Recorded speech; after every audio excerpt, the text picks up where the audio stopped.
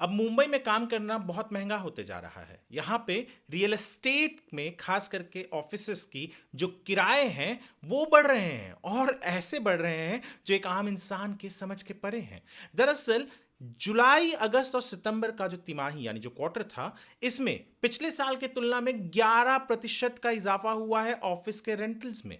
जी हां, और ये रेंटल शायद देश में सबसे ज्यादा है। मुंबई के से ऊपर कलकत्ता है, 14% वहां पे बढ़ी है, पर कलकत्ता का बेस जो है वो बहुत छोटा है और इसलिए ज्यादा मायने नहीं रखता। पर अगर हम कलकत्ता को छोड़ दें तो पूरे देश में हर एक शहर में जो रेंटल इजाफा इस दरमियान हुआ है वो सिंगल डिजिट रहा है। चाहे वो एनसीआर हो, चाहे वो बेंगलुरु हो, चाहे वो अहमदाबाद हो, हैदराबाद हो, पुणे हो, इन सब जगह पर सिंगल डिजिट में हुआ है। चेन्नई में तो केवल 1% रेंटल बढ़ा है, तो मुंबई में क्यों बढ़ रहा है? जबकि मुंबई में इन तिमाही में, इस क्वार्टर में पिछले साल के मुकाबले जो डिमांड थे ऑफिस स्पेसेस की, वो 27% कम हुई है और 94% ज्यादा लॉन्चेस हुए हैं।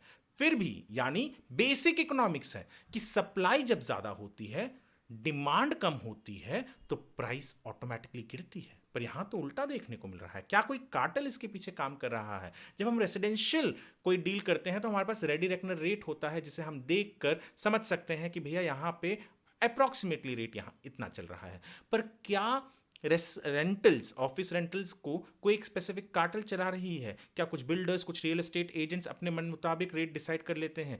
क्या सरकारी पॉलिसी की ज़रूरत है यहाँ पे रेंटल्स को कर्ब करने के लिए या उसे एक फ्रेम में लाने के लिए? क्योंकि अगर ऐसे ही बढ़ता रहा रेंटल, तो जैसे हमने देखा डिमांड कम हो रही है, तो ये डिमांड यहाँ कम हो रही है तो कहीं और तो बढ़ ही रही होगी। और वो कहाँ बढ़ रही है? ऐसा ना हो कि ये ऑफिस स्पेसेस मुंबई को धीरे धीरे, मैं ये नहीं कह रहा हूँ कि तुरंत, पर धीरे धीरे छोड़कर कहीं और जाए। और मुंबई में क्योंकि रेंटल्स एग्जॉर्बिटेंट हो रहे हैं, अनअफोर्डेबल हो रहे हैं, तो इसका असर कहीं ना कहीं तो पड़ेगा ही, और ये इकोनॉमिक्स के समझ के परे है।